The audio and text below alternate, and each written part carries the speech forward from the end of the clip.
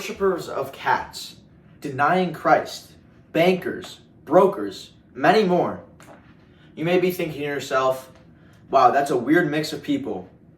But it isn't just any typical group of people. It's the Knights Templar. I almost forgot. Let me get in uniform. That's better. The Knights Templar were founded in 1119 by French knight and nobleman Hugh of Payens. He created them in the pursuit of Catholic pilgrims being safe on their way to the Holy Land from Europe. This meant protecting them from thieves, bandits, or Muslim invaders. They actually kept this promise until the end of their days, which came hundreds of years after their creation. And that's why this video is ending. Thank you for watching.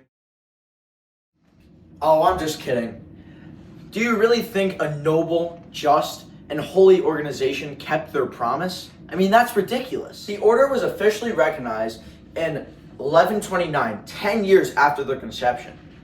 Pope Honorius II recognized them as a religious order and ordered them to wear these white habits, which I'm wearing right now. I would say I pulled it off pretty well. My friend William of Tyre actually wrote about this recognition. Let me call him up. In only 9 years of existence, the Knights only had 9 members. But by the 70s, you would see up to 300 Knights sometimes at these disco clubs in France and Jerusalem. I mean, the 70s were just great, huh? There's actually a picture of me and the boys at the club one night. Here it is. Before I cut you loose, let me tell you about why I think the Knights became corrupt. They became beneficiaries of the church ordered by the Pope, meaning they are exempt from taxes and they could build small chapels and headquarters wherever and whenever they wanted. I think this seeded the corruption that would later show up and cause to be the downfall of their order. Some of their headquarters were in Israel, specifically in Jerusalem and Acre, which you can see on this map right here. So now we're seeing that the corruption of these knights starts from their exemption from taxes, free housing, free food, being able to build chapels wherever they want, which, by the way, comes from Pope Innocent II. I know, how innocent of the guy. But where does this corruption grow? Well, let me tell you, it grows in their strategy to launder money across continents. Their banking. The Knights may have taken a vow of poverty, but they did not take a vow to not move money. See, they created a banking system known as Pilgrims United Bank. Pilgrims would drop their money off in Europe and get a letter of credit from the Knights.